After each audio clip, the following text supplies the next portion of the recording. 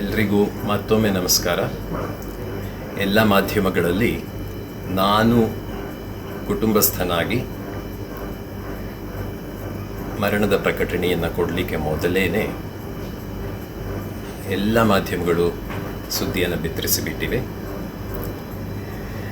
ಇಂತಹ ಶಿಥಿಲವಾದ ಹೊತ್ತಿನಲ್ಲಿ ನಾವೆಲ್ಲರೂ ಅರ್ಥಕೋಬೇಕಾಗಿರೋದಿಷ್ಟೇನೆ, ಇದೊಂದು ಕುಟುಂಬಕ್ಕೆ ಒಂದು ಖಾಸಗಿ ದುಃಖ ಅಂತಿರುತ್ತೆ.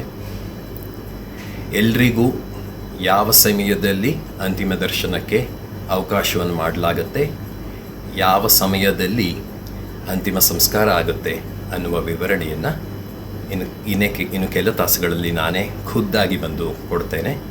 ಅಲ್ಲಿವರೆಗೂ ಎಲ್ಲರೂ ಯಾವುದೇ ಕೋಲಾಹಲವಿಲ್ಲದೆ, ಯಾವುದೇ ಅಡ್ಡಿ ಆತಂಕ ಇಲ್ಲದೆ ಸಹಕರಿಸಬೇಕು ಅಂತ ಕೋರ್ಕೊಳ್ತೇನೆ. ನಮಸ್ಕಾರ. ಎಲ್ಲ ಮಾಧ್ಯಮಗಳಲ್ಲಿ ನಾನು ಕುಟುಂಬಸ್ಥನಾಗಿ ಮರಣದ ಪ್ರಕಟಣೆಯನ್ನು ಕೊಡಲಿಕ್ಕೆ ಮೊದಲೇ ಎಲ್ಲ ಮಾಧ್ಯಮಗಳು ಸುದ್ದಿಯನ್ನು ಬಿತ್ತರಿಸಿಬಿಟ್ಟಿವೆ.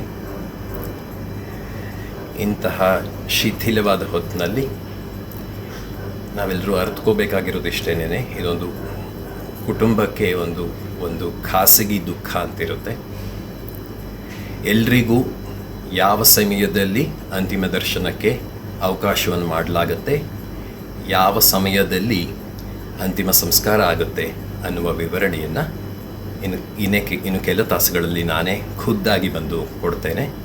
ಅಲ್ಲಿವರೆಗೂ ಎಲ್ಲರೂ ಯಾವುದೇ ಕೋಲಾಹಲವಿಲ್ಲದೆ, ಯಾವುದೇ ಅಡ್ಡಿ ಆತಂಕ ಇಲ್ಲದೆ ಸಹಕರಿಸಬೇಕು ಅಂತ ಕೋರ್ಕೊಳ್ತೇನೆ. ನಮಸ್ಕಾರ.